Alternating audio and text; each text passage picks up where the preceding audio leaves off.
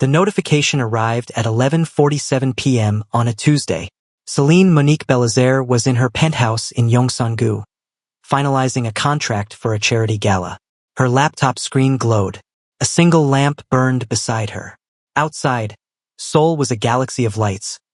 Gangnam to the south, Hongdae to the west, the Han River cutting through it all like a black silk ribbon. She was tired. Not the good tired, the kind that came after a successful event.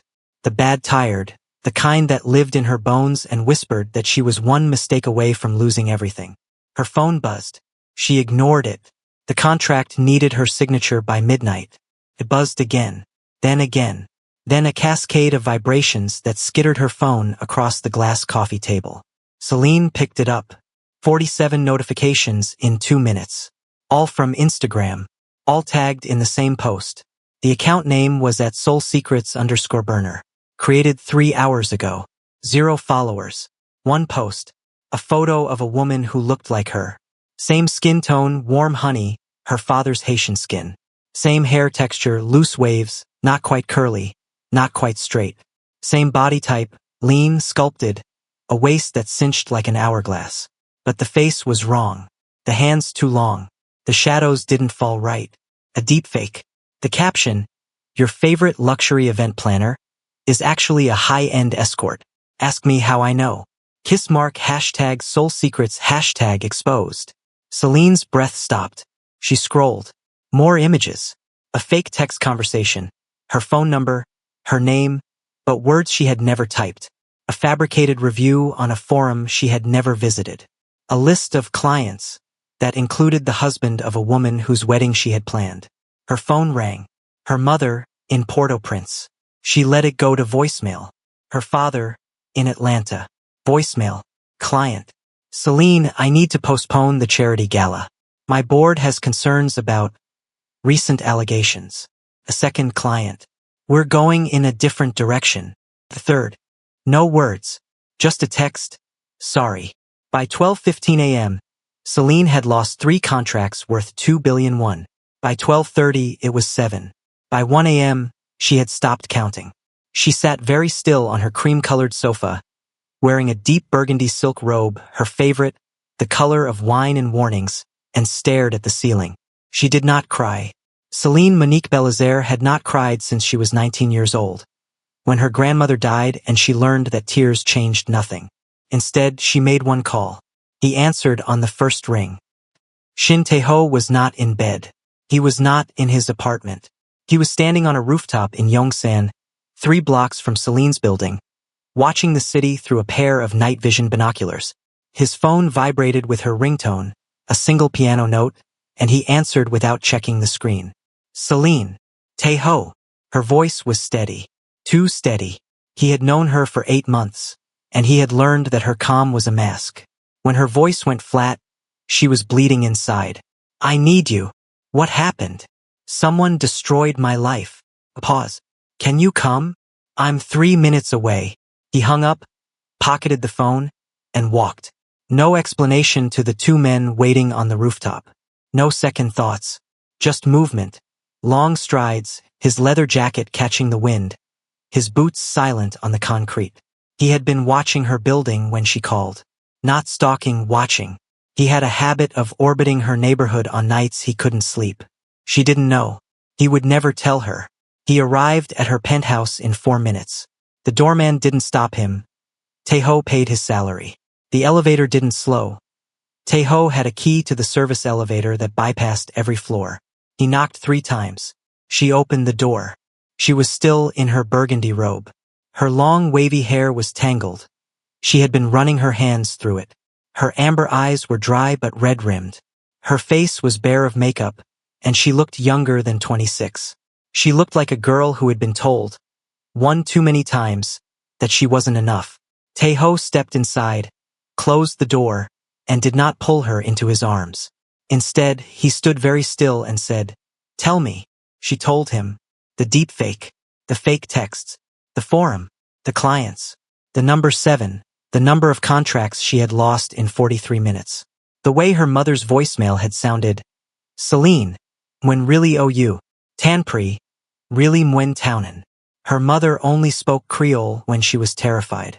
When she finished, Teho said, "Who? I don't know. Who would want to hurt you?" Celine laughed. It was an ugly sound. Half the city. I plan parties for people who hate each other. I know secrets that could start wars. I've been invited to weddings and asked to keep the bride's affair quiet. I'm a vault, Teho, and someone just picked the lock. That's not an answer. She looked at him. Her amber eyes were hard. You want a name? Fine. Could be anyone. It could be the woman whose husband I caught cheating. Could be the actress who thinks I slept with her boyfriend. It could be. Could it be Keisha? The silence that followed was sharp enough to cut. Celine's face didn't change, but her hands, her perfect manicured hands, curled into fists at her sides. Why would you say that? Because she's the only person who has access to everything. Your photos, your schedule, your client list. He didn't step closer. He didn't reach for her. He gave her the truth because she deserved it. And because she's been asking questions about you. To people she shouldn't talk to. What people? People who owe me favors. He paused. She's been looking into your finances, your family, your past. Celine turned away. She walked to the window and pressed her forehead against the glass. The city blurred below her. Keisha and I have been friends for 12 years, she said quietly. We met in Atlanta when I was 14 and she was 15. She was the first person who didn't ask me what I was. She just saw me. We shared a dorm room in college. We moved to Seoul together. I paid her rent for 6 months when she lost her job. I introduced her to every client I have. I love her like a sister. And if you're right, Celine's voice cracked. Just once. Then I don't know who I am anymore. Teho crossed the room. He stopped behind her, close enough to feel her heat, not close enough to touch. You're Celine Monique Belizaire, he said. You built an event planning firm from nothing in a country where you didn't speak the language. You speak 4 languages. You can talk a CEO into a charity donation and a general's wife out of a feud. You are the most capable person I have ever met. She turned. Her face was wet. When had she started crying? But I can't do this alone, she whispered. Then don't.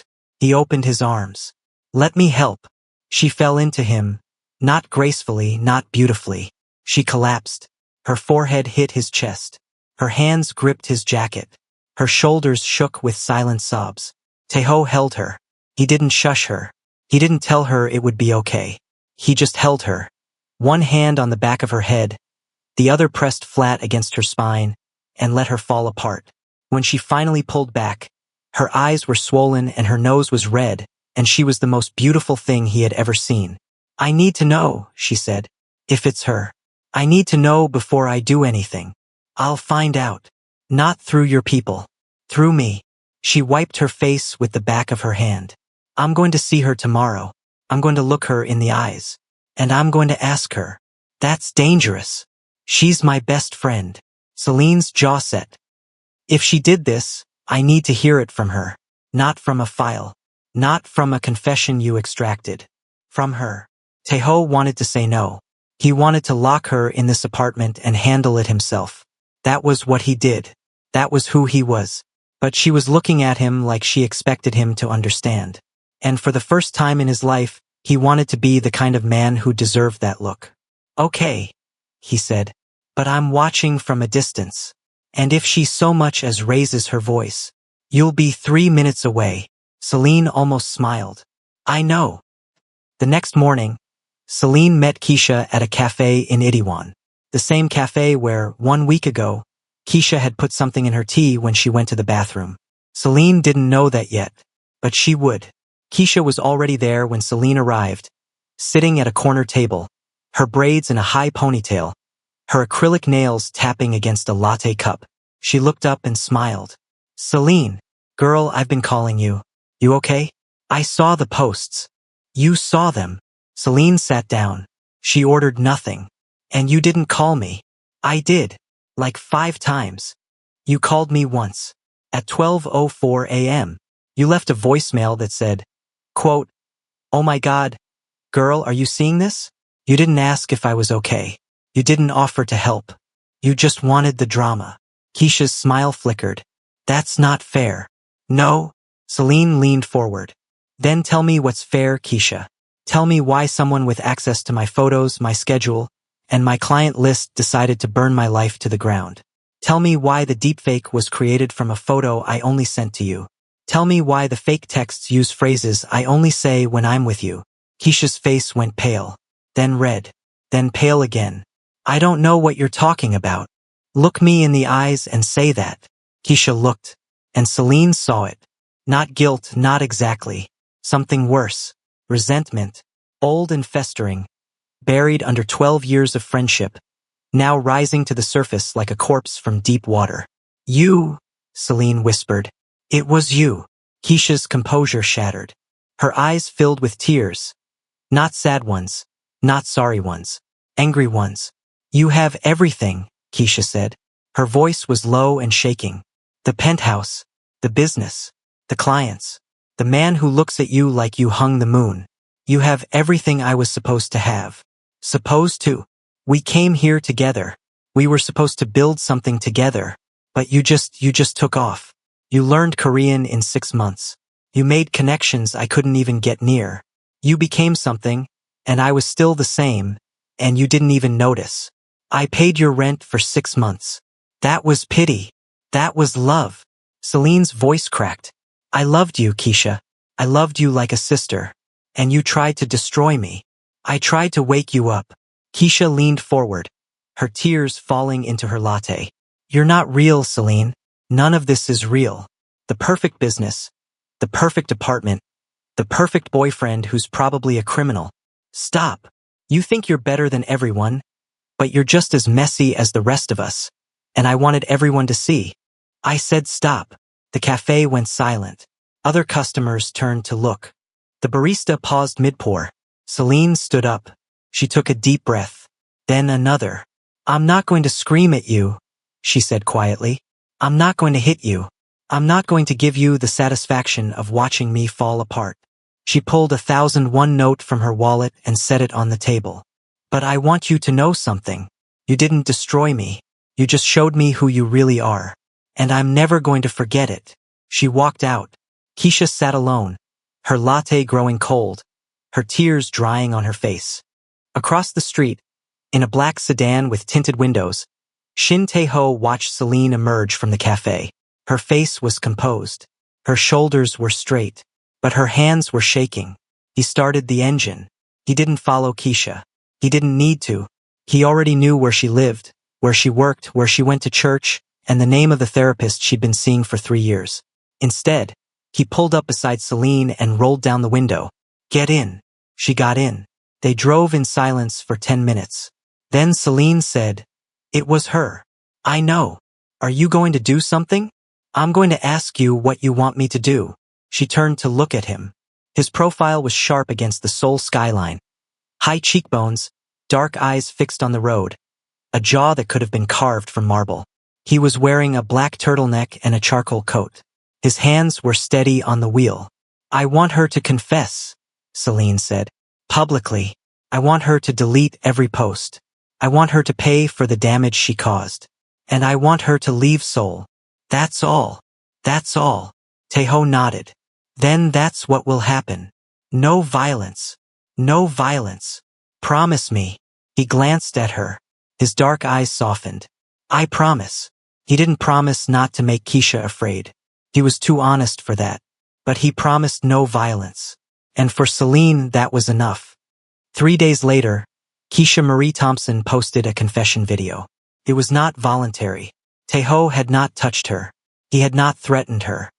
He had simply sent Bae Hae-won, his second in command, a sharp-eyed woman with a law degree and no visible conscience, to have a conversation. The conversation went like this. You posted deepfakes. That's a crime in South Korea. Punishable by up to 5 years in prison. I didn't. You attempted to poison Celine Belazaire. The tea you drugged was recovered from the cafe's trash. We had it tested. It contained a sedative commonly used in veterinary medicine. Enough to stop her heart if she had consumed the full cup. Keisha had gone white. So here are your options, Hae-won continued. Option 1. You post a full confession, delete every fake post. Transfer your savings to Celine's business account for reputational damages, and leave Seoul within 48 hours. Option 2. I file a police report. You spend the next 5 years in a Korean prison, where you don't speak the language and you have no friends. Then you're deported. And Celine still gets her money in a civil suit. Keisha chose option 1. The video went viral. Celine watched it once, in Taeho's office, a converted warehouse in Seong-Sudong. All exposed brick and dark wood and art that cost more than most people's salaries. She wore a cream-colored cashmere sweater and high-waisted navy trousers. Her long wavy hair was pinned back with a tortoiseshell clip. Her face was bare of makeup. On the screen, Keisha sat in a hotel room, her braids messy, her face blotchy. She read from a script, Taeho's script, but the tears were real. I fabricated the images and posts about Celine Monique Belazaire. I did this because I was jealous. I also attempted to poison her. I am deeply ashamed. I am leaving South Korea and will not return. I am sorry. Celine turned off the screen. It's done, she said. Taeho sat across from her, reading a report. He wore a forest green suit, no tie, a silver chain at his collar. It started. There's a difference. What do you mean? Your clients. 7 canceled. 3 have come back. 4 haven't. He set the tablet down. The rumors didn't disappear with the confession. They just changed shape. Now people are saying you forced Keisha to confess. That you threatened her. That you're not a victim. You're someone who makes victims. Celine stared at him. That's insane. That's Seoul. He stood and walked to the window. This city eats people like you for breakfast. Beautiful. Successful. Foreign. You're a target whether you like it or not. The only question is whether you learn to fight back. I don't want to fight back. I want to plan events. Then plan one. He turned. The biggest one of your career. Something so undeniable, so spectacular, that no one can talk about anything else. Celine stood. She walked to the window beside him. Below, Seoul stretched out. Construction cranes and temple roofs, luxury boutiques and street food carts, the old and the new grinding against each other. I have an idea, she said slowly. The Seoul Arts Foundation Gala. It's in 3 months, the biggest event of the year. Everyone who's anyone will be there. Can you still get the contract? I lost it. When the rumors hit, the foundation board voted to go with another planner. Then get it back. How? They won't even return my calls. Taeho reached into his jacket and pulled out a business card. It was plain white, with a single phone number printed in black ink. This is the personal number of the foundation's chairman, he said. He owes me a favor. A big one. He'll take your meeting. Celine took the card. She looked at it. Then at him. What did you do for him? You don't want to know. Probably not. She tucked the card into her pocket. Thank you. Don't thank me yet. The meeting is one thing. Winning the contract is another. He stepped closer. Can you do it? Celine met his eyes. Her amber eyes were steady. I can do anything. The meeting was at 8 a.m. the next morning, in the chairman's office at the Seoul Arts Foundation headquarters. The chairman's name was Yoon Suk-jin. He was 62, silver-haired, and terrified of Shin Taeho. Celine could see it in the way he held his pen, too tightly like a lifeline. Ms. Belazaire, he said, not meeting her eyes. I understand you'd like to reconsider our contract. I'd like to present a proposal, Celine said. She opened her portfolio. Inside were renderings, budgets, timelines, and a single photograph. This is what I planned for the foundation's gala before you canceled me. Yoon glanced at the photograph. His eyes widened. This is extraordinary. It's also impossible. Celine closed the portfolio. I can't execute that plan with 3 months' notice. The vendors are booked. The venue is taken. The performers have other commitments. Then why are you here? Because I have a better plan. She pulled out a second portfolio. This one was thinner. 1 page. A secret garden, she said. In the courtyard of Changdeokgung Palace. The palace hasn't hosted a private event in 40 years. I have permission from the Cultural Heritage Administration to change that. 1 night only. 300 guests. A string quartet playing inside the pavilion. A menu designed by a Michelin-starred chef who's never worked in Korea. And a silent auction where every item is a memory, not a thing. Private dinner with a novelist. A walk in the palace gardens with a groundskeeper who knows every secret. A song written for the winning bidder by a composer who's never sold his work. Yoon stared at her. How? I know people who know people. She smiled. I've been in this city for 5 years, Chairman Yoon. I've planned parties for ambassadors and K-pop idols and chaebol heirs. I've kept secrets that could ruin careers. And I've never, not once, betrayed a client's trust. The implication hung in the air. Keisha's lies didn't change who I am. Yoon was silent for a long moment. Then he said, the board won't approve this. Then don't ask the board. Ask the donors. The ones who actually fund this foundation. They don't care about board politics. They care about experiences they can't buy anywhere else. She slid the portfolio across the desk. Give me 1 week. Let me secure the commitments. If I can't get 10 major donors to say yes before the board meeting, I'll walk away. No hard feelings. Yoon picked up the portfolio. He looked at the rendering of the secret garden, paper lanterns, stone walls, a pavilion lit like a jewel box. 1 week, he said. 1 week. She got the commitments in 4 days. Not because of Taeho's connections, though those helped. Not because of her reputation, though that was recovering. But because Céline Monique Belizaire was very good at her job, and her job was making people feel seen. She didn't pitch the gala as a charity event. She pitched it as a legacy. In 50 years, she told the wife of a tech CEO, no one will remember how much money you donated, but they will remember that you walked through the gates of Changdeokgung Palace on a night when the garden bloomed just for you. The wife wrote a check for 500 million won. This isn't about writing off taxes, she told a film director. This is about being part of something that will never happen again. 1 night, 1 garden, 1 memory that belongs only to the people in that room. The director pledged a private screening of his unreleased film. By the end of the 4th day, Céline had 8 major commitments and 2 maybes. She called Yoon. The board meeting is tomorrow, she said. I'll be there. With receipts. The board approved the gala unanimously. Céline walked out of the foundation headquarters into a Seoul afternoon. Gray skies, cold wind, the promise of snow. She stood on the steps and let herself feel it. Relief, pride, exhaustion, and something else. Something that felt like the beginning of trust. Her phone buzzed. How did it go? Taeho. I got it. I never doubted you. Everyone doubted me. Not everyone. She smiled at her phone, tucked it into her coat pocket, and walked toward the subway. She didn't take taxis anymore. She was rebuilding her business from the ground up, and that meant cutting every expense. It was humiliating. It was also freeing. She had spent 5 years pretending she had already made it. Now she was actually making it. And the difference was this: when you're pretending, you're terrified of falling. When you're actually climbing, you're too busy looking up to be scared. That night, Taeho came to her apartment. Not the penthouse. She had sublet it 3 weeks ago, unable to afford the rent. She was living now in a small 1-bedroom in Itaewon, above a fried chicken restaurant. The walls were thin. The floors sloped. The elevator didn't work. But it was hers. Taeho stood in the doorway, holding a bag of groceries, and looked around. The apartment was small but immaculate. Cream-colored walls. A single shelf of books. A bed that folded into a couch. Her burgundy silk robe hung on a hook behind the door. You moved, he said. I downscaled.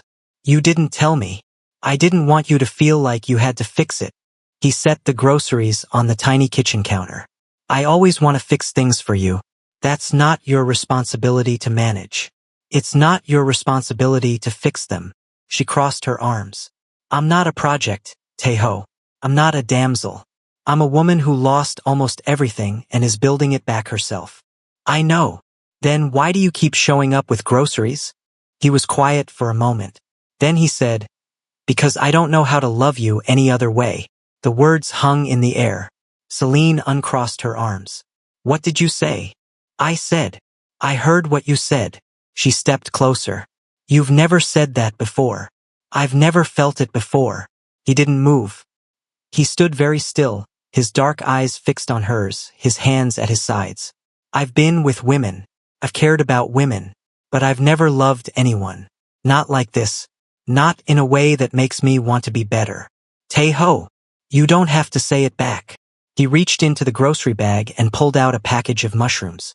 I just wanted you to know, while you're building your empire, while you're proving everyone wrong, I wanted you to know that someone sees you, not the success, not the reputation. You. Celine's eyes filled with tears. She blinked them back. You're impossible, she whispered. I know. You're a criminal. I know. You brought me mushrooms. Your favorite. She kissed him. Not gently, not carefully. She kissed him like she had been waiting her whole life to hear someone say those words. And now that she had, she didn't know what to do with the feeling except pour it into his mouth, his hands, his chest. He kissed her back. Slow at first, then deeper, his hands sliding into her hair, her back hitting the wall, the grocery bag falling to the floor. They made love on the fold-out couch, the sounds of the city drifting through the thin walls, the smell of fried chicken rising from the restaurant below.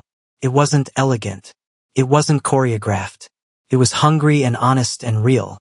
Afterward, they lay tangled together, her head on his chest, his hand tracing circles on her back. I'm not going to say it back, she said quietly. Not yet. I know. I need to know who I am first. Without the penthouse. Without the clients. Without anyone saving me. I know. But I'm not saying no. She looked up at him. Her amber eyes were soft. I'm saying not yet. Is that okay? Tae-ho kissed her forehead. That's more than okay. The gala was 6 weeks away when Celine received the first threat. It came as a text message from an unknown number. You think you've won, but you don't know who you're working for. Ask Tae-ho about his brother. Celine read the message 3 times. Then she screenshotted it and sent it to Tae-ho with a single question mark. His response came 2 minutes later. Don't respond. I'm coming over. He arrived at her apartment in 20 minutes, not 3. She noticed. She always noticed when he was late. You're rattled, she said. I'm careful. He sat on her fold-out couch, which had become their designated sitting spot. There's a difference. Who's your brother? Tae-ho was silent for a long moment. Then he said, half-brother, Kang Dae-hyun. Same father, different mothers. My father left everything to me. The shipping routes, the warehouses, the connections. Dae-hyun got nothing. Why? Because my father knew what Dae-hyun was. Tae-ho's jaw tightened. He's a snake. Charming when he wants to be, vicious when he doesn't.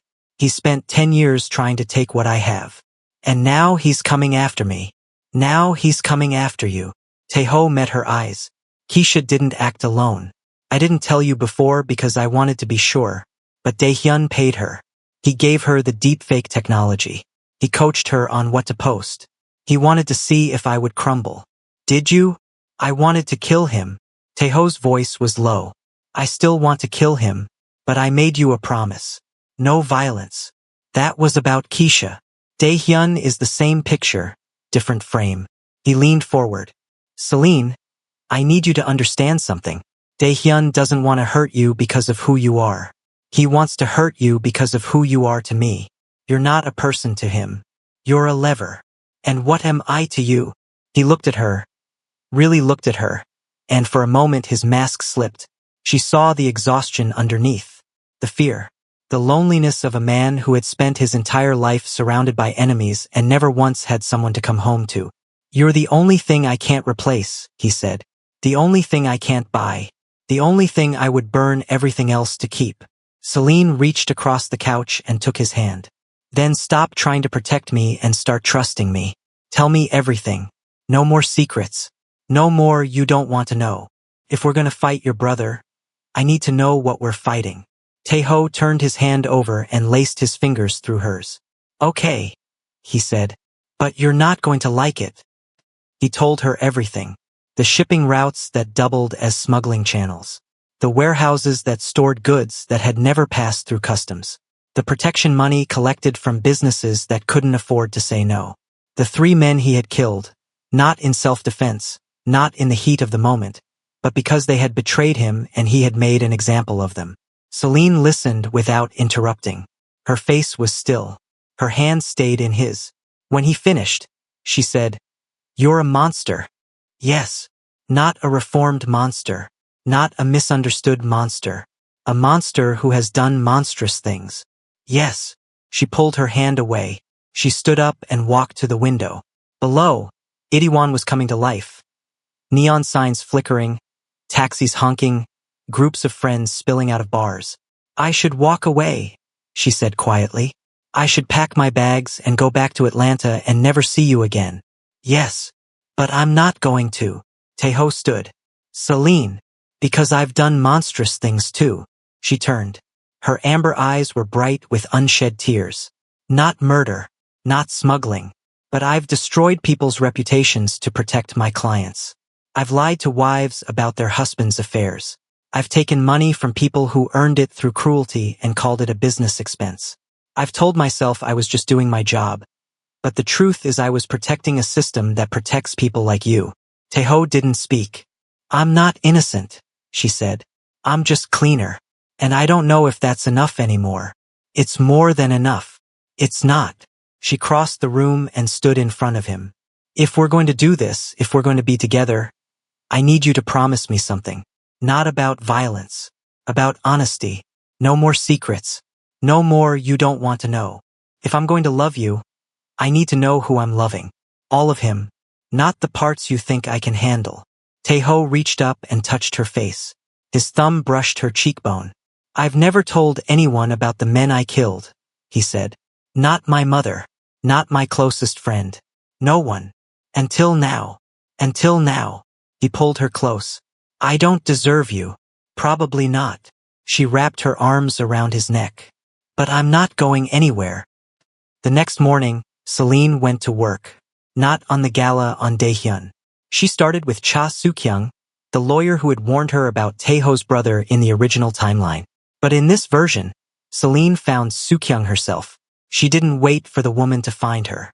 Soo-kyung worked at a small law firm in Jongnyo-gu, specializing in corporate litigation. She was 43, divorced, and deeply in debt. Celine knew this because she had done her research. "I need information about Kang Dae-hyun," Celine said, sitting across from Soo-kyung's desk. The lawyer didn't blink. "I don't know that name. You represented his former business partner, Baek Junji, for 7 years. Baek died under mysterious circumstances. The police ruled it a suicide. Dae-hyun inherited his shares." Celine leaned forward. "I'm not here to ask about the death. I'm here to ask about Dae-hyun's weaknesses." Soo-kyung set down her pen. "Why should I help you?" "Because you're drowning in debt. Because your ex-husband is threatening to take your daughter to Canada. Because you need money, and I have it, and I'm not asking you to break the law. I'm asking you to talk." "How much?" 50 million won. "Half now, half when I have what I need." Soo-kyung was silent for a long moment. Then she opened a drawer, pulled out a folder, and slid it across the desk. "Daehyun's weakness isn't money or power," she said. "It's ego. He can't stand being seen as less than Taeho. Every decision he makes comes from that wound. Attack the wound, and he'll make mistakes." Celine opened the folder. Inside were photographs, financial records, and a single handwritten letter. "What's this?" "A letter from Daehyun to his father, written a month before the old man died. In it, Daehyun begs for recognition, for a share of the inheritance, for any sign that he matters." Soo-kyung's voice was flat. His father never responded. Daehyun has kept the letter for 15 years. He reads it every night before bed. Celine looked at the letter. The handwriting was angry. Words pressed hard into the paper, ink bleeding at the edges. "I am your son too. I have done everything you asked. I have been loyal. I have been patient. And still you give everything to him. Why? What did I do wrong? What did I do to deserve a father who cannot see me?" "He's not a monster," Celine said slowly. "He's a child who never got what he needed." "Don't make the mistake of pitying him," Soo-kyung said. "He's still a monster. He just has a reason." Celine took the folder home. She spread the contents across her tiny kitchen table and studied them until her eyes blurred. Daehyun had built his own empire. smaller than Taeho's, but significant. He controlled the nightlife in 3 districts: Hongdae, Itaewon, and Gangnam. His income came from clubs, bars, and the drugs sold inside them. He employed 300 people directly and another 1,000 indirectly. His weakness wasn't just ego. It was visibility. Taeho operated in the shadows. Daehyun operated in neon lights. Everyone knew his name, his face, his clubs. That made him vulnerable. Celine picked up her phone and called Taeho. "I have a plan," she said. "But you're not going to like it. Tell me anyway. I'm going to throw a party. Not the gala, something smaller. Something intimate. And I'm going to invite everyone who matters in Seoul's nightlife industry. Promoters, DJs, club owners, the people who work for Daehyun. Why would they come? Because I'm going to offer them something Daehyun can't. Legitimacy. A way out of the underground and into the light. I'm going to show them that there's more money in legal events than illegal clubs. And I'm going to do it in plain sight, where Daehyun can see." Taeho was silent for a long moment. "You're declaring war. I'm offering peace." She leaned back in her chair. "Daehyun can either adapt or fight. If he fights, he loses his people. If he adapts, he loses his edge. Either way, he's not coming after me. He's too busy trying to save himself. And if he comes after you anyway, then I'll have 300 people who owe me favors." She smiled. "I'm an event planner, Taeho. My weapons aren't guns. They're guest lists." Celine chose the name deliberately. It meant the edge of something, a door, a change, a choice. She held it in a space that wasn't hers. A warehouse in Seongsu-dong that Taeho owned but never used. White walls, concrete floors, string lights hanging from the ceiling like stars. She invited 200 people. 173 showed up. Club owners, promoters, DJs, bartenders, security guards, the people who made Seoul's nightlife run. Most of them worked for Daehyun. All of them were curious. Celine wore a dress the color of midnight, black silk, long sleeves, a neckline that plunged to her sternum. Her long wavy hair was loose. Her lips were deep red. Her amber eyes were lined with gold. She stood at the front of the warehouse, a microphone in her hand, and waited for the crowd to settle. "Thank you for coming," she said. "I know some of you are here because you're curious. Some of you are here because your bosses told you to be. And some of you are here because you're tired." The room went quiet. Tired of working for a man who sees you as replaceable. Tired of watching your friends get arrested while he walks free. Tired of building someone else's empire and getting nothing in return. A woman in the back crossed her arms. "What are you offering?" Celine smiled. "A choice." She clicked a remote. A projection appeared on the white wall behind her. Renderings of event spaces, budgets, timelines, vendor lists. "I'm building a new kind of nightlife in Seoul. Legal, safe, profitable. No bribes, no protection money, no fear. Just good events, good music, and good money." She walked to the edge of the makeshift stage. "I can't do it alone. I need people who know the city, who know the crowds, who know how to throw a party that people will remember." The woman in the back uncrossed her arms. "What's the catch?" "The catch is that you have to choose. Today. Right now. You can stay with Daehyun and keep doing what you've always done. Or you can walk out that door with me and build something new." She paused. "But you can't do both." The room buzzed with whispers. Then a man stood up. He was young, maybe 25, with a shaved head and a tattoo of a dragon on his neck. "I'm in," he said. "Daehyun cut my pay last month because I wouldn't let him sleep with my girlfriend. I've been looking for a way out." He walked to Celine's side. Another person stood. Then another. Then a dozen. Within 15 minutes, 43 people had crossed the warehouse floor to stand with Celine. Within an hour, the number had grown to 78. Within a day, Daehyun knew. He came to her apartment at 2 a.m. Not Taeho. Daehyun. Celine was in her pajamas, an oversized t-shirt and cotton shorts, when the knock came.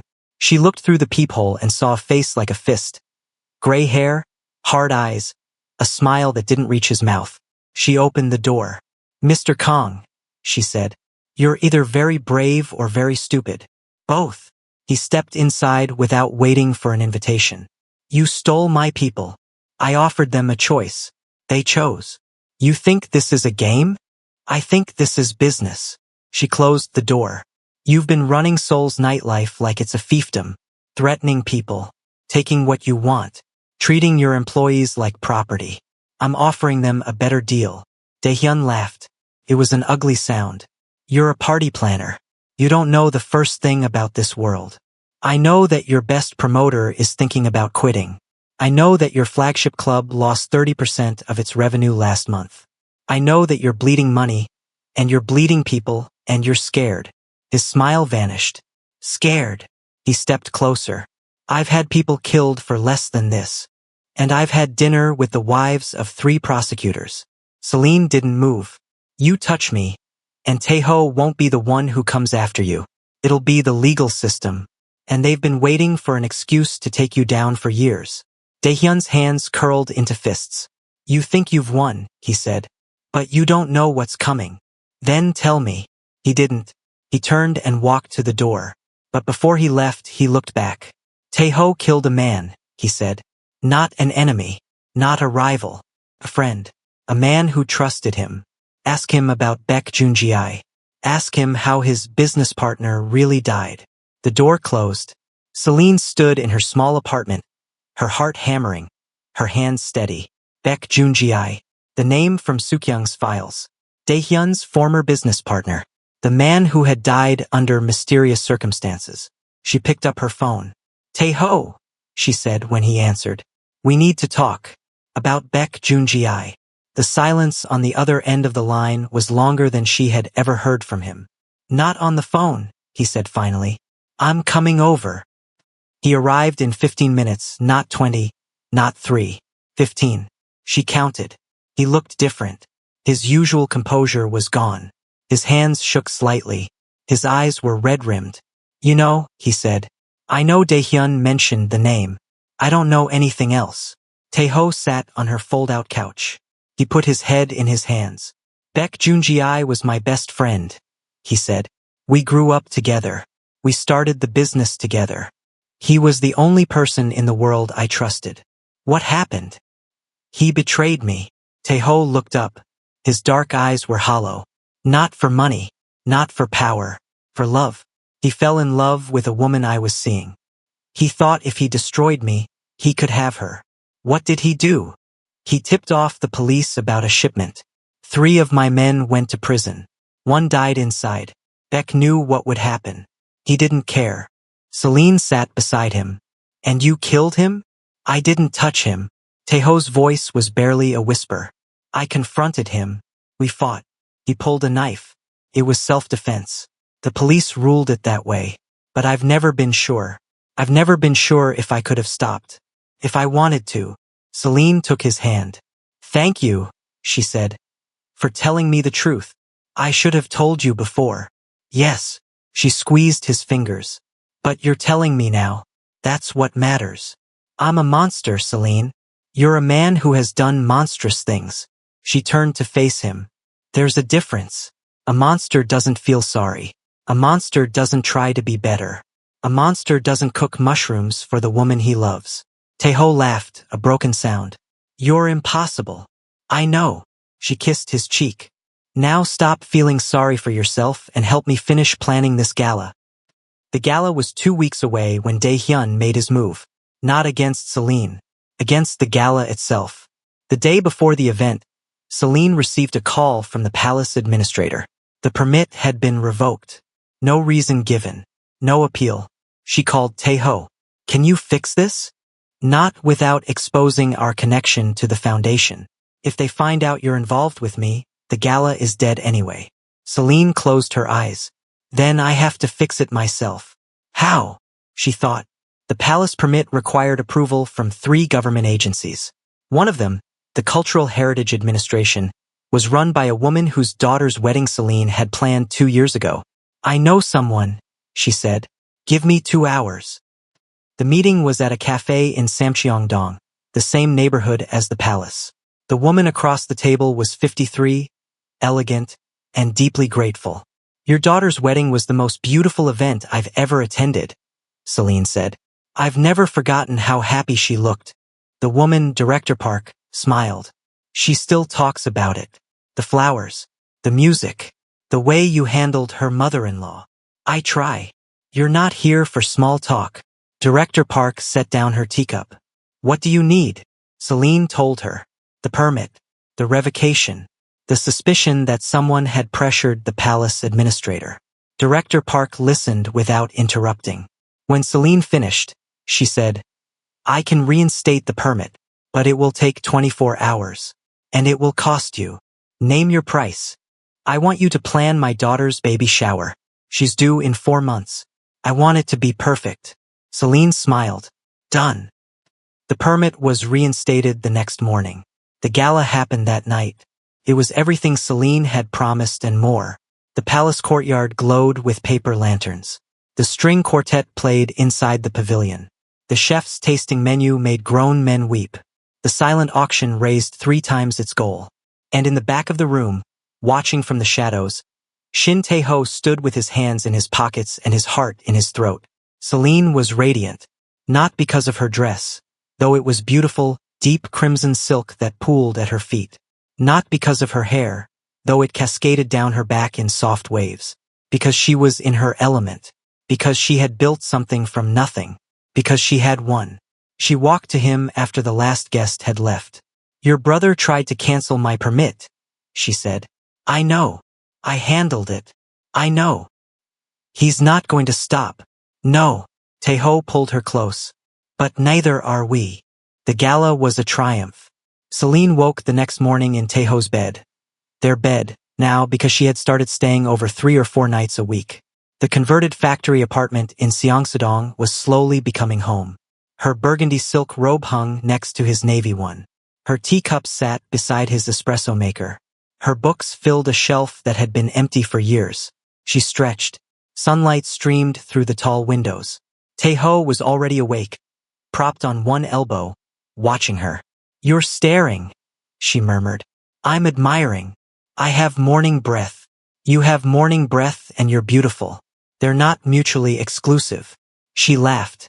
That loud, unapologetic laugh that she had tried to suppress for years. The one that made strangers turn and smile. She didn't hide it anymore. Not with him. They had breakfast on the rooftop. Barley tea, rice porridge, a plate of fruit that Celine arranged in a perfect spiral because she couldn't help herself. Seoul spread out below them. The city was hazy with morning light, construction cranes and temple roofs, apartment towers and traditional hammocks, the old and the new tangled together. I got an offer, Celine said. Tae-ho paused mid-bite. What kind of offer? A wedding. In Paris. The daughter of a French ambassador. She saw the photos from the gala and she wants me to plan the whole thing. Celine set down her spoon. It's 6 months of work. I'd have to travel back and forth. Maybe stay there for a while. Tae-ho was quiet. Tae-ho, I'm thinking. Don't think. Just tell me. He set down his bowl. I don't want you to go. I know. But I'm not going to stop you. I know that too. He reached across the table and took her hand. Celine, I spent 10 years building an empire. I told myself it was for freedom, for power, for safety. He stroked her knuckles with his thumb. But none of it meant anything until you. You're the only thing I can't replace. Her eyes filled. Tae-ho, go to Paris. Plan the wedding. Be brilliant. And then come back to me. He lifted her hand to his lips. Because I'll be here, waiting, every single day. She kissed him, hard, grateful, desperate. And he kissed her back, and the morning sun painted them gold. She went to Paris. For 6 months, she planned the wedding of the year. A ceremony at a private chateau outside the city. Flowers flown in from Holland. A dress designed by a couturier who usually only dressed royalty. She worked 18-hour days, slept 4 hours a night, and thought about Tae-ho every waking moment. He visited twice. Once in secret, arriving on a private plane, staying for 48 hours before disappearing back to Seoul. Once openly, walking into the chateau like he owned it, wearing a charcoal suit and his silver chain. You're distracting my client, Celine whispered, pulling him into a supply closet. Good. He backed her against a shelf of tablecloths. She should be distracted. She's marrying a man who thinks champagne should be served before the ceremony. You have opinions about wedding timelines now? I have opinions about everything. He kissed her neck. Especially you. They made love in the supply closet, surrounded by linen napkins and centerpiece prototypes. And Celine laughed so hard at one point that he had to cover her mouth with his hand. You're impossible, she gasped. You love it. I do. She looked up at him, her amber eyes soft. I really do. The wedding was a triumph. The bride cried. The groom cried. The ambassador cried. Celine stood in the back, wearing a simple black dress and her favorite gold heels, and watched the sun set over the French countryside. Her phone buzzed. How did it go? Tejo. Perfect. They named their first dance song after me. What song? I can't tell you. It's embarrassing. Now I need to know. Kiss from a Rose by Seal. You're lying. I never lie about music. I love you. I love you too. I'll be home in 3 days. I'll pick you up at the airport. You hate airports. I love you more than I hate airports.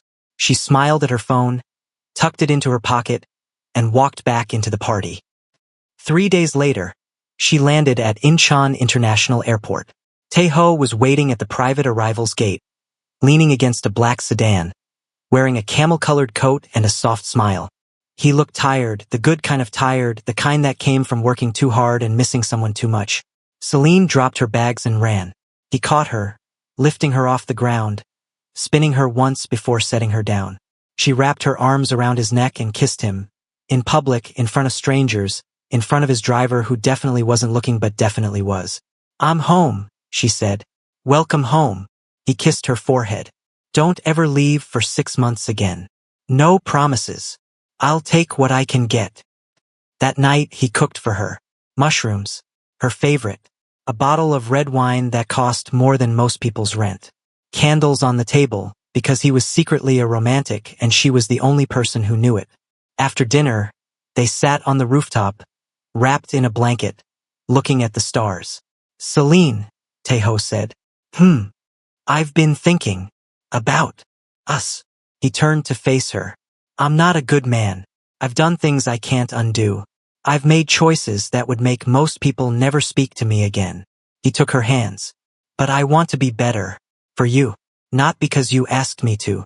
Because you make me want to be. Celine's heart ached. Tejo. Wait. He reached into his pocket. A small velvet box. Celine's breath caught. It's not what you think, he said quickly. Open it. She did. Inside was a ring but not an engagement ring. A deep red ruby, surrounded by tiny diamonds, set in rose gold. It looked like a drop of blood. It looked like a rose. It looked like her. I'm not asking you to marry me, he said. Not yet. I'm asking you to stay, to keep choosing me, to keep letting me choose you. He slid the ring onto her finger. Fit perfectly. This is a promise. That I will spend every day trying to be the man you deserve. Celine looked at the ring, then at him, then at the ring again. You're impossible, she whispered. I know. You're a criminal. I know. You're the love of my life. He went still. Say that again. The love of my life. She cupped his face. You. Only you. Always you. He kissed her. Soft. Reverent. Like she was the answer to every question he'd ever asked. They made love that night like it was the first time. Slow, then fast, then slow again. He traced every curve of her body. The dip of her waist, the swell of her hips, the soft skin of her inner arm. She memorized the sound of his breathing, the weight of his hands, the way he said her name when he forgot to be careful. Afterward, they lay tangled in each other, the ruby ring glinting on her finger. I have one more thing, she said. You have more. She reached into her bag and pulled out a folder. Inside were blueprints for a space in Cheongdam-dong, not far from her office. What is this? Our future. She opened the blueprints. A combined space. Event planning on the first floor. A legitimate business front for whatever it is you do on the second floor. Tejo stared at the blueprints. You want to go into business with me? I want to build something with you. Something that's ours. Not yours, not mine. Ours. He looked at her, really looked at her, and for the first time in his life, Shin Tae-ho felt something he thought he'd never feel. Hope. Yes, he said. Yes to all of it. She smiled. That devastating, perfect-toothed smile. Good, she said. Because I already signed the lease. He laughed.